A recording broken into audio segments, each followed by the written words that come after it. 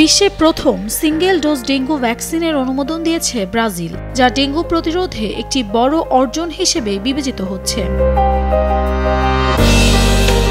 দীর্ঘ ৮ বছরের গবেষণা ও ট্রায়ালের পর সাও পাওলোর বুটানটান ইনস্টিটিউটের তৈরি বুটানটান ডিভি নামক এই ভ্যাকসিনটি অনুমোদন পেয়েছে। ব্রাজিলের স্বাস্থ্য নিয়ন্ত্রক সংস্থা অ্যানভিসা ১২ থেকে ৫৯ বছর বয়সীদের জন্য এই ভ্যাকসিন ব্যবহারের অনুমতি দিয়েছে।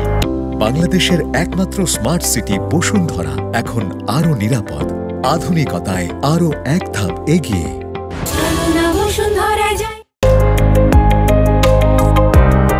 বর্তমানে বিশ্বে ব্যবহৃত একমাত্র ডেঙ্গু ভ্যাকসিন TAK-003, যা ডাবল ডোজে দেয়া হয়। সে তুলনায় সিঙ্গেল ডোজ ভ্যাকসিনটি দ্রুত ও সহজ টিকাদান কার্যক্রম পরিচালনায় সহায়তা করবে বলে বিশেষজ্ঞদের ধারণা। বুটানটান ইনস্টিটিউটের পরিচালক এসপার ক্যালাস এই অনুমোদনকে বৈজ্ঞানিক ও স্বাস্থ্য খাতে ঐতিহাসিক অগ্রগতি বলে উল্লেখ করেছেন।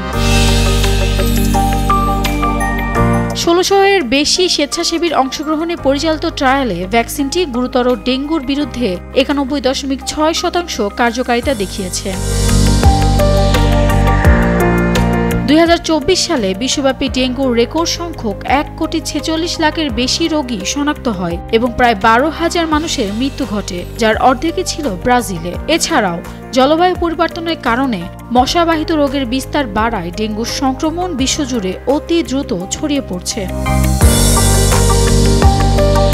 তাই ডেঙ্গু প্রতিরোধে ২০২৬ সালের শেষার্ধে চীনের ওষুধ প্রস্তুতকারী প্রতিষ্ঠান উসি বায়োলজিস থেকে প্রায় ৩ কোটি ডোজ সরবরাহের চুক্তি করেছে Brazil. Nafisa Tasnim Ridhika, Daily Sun.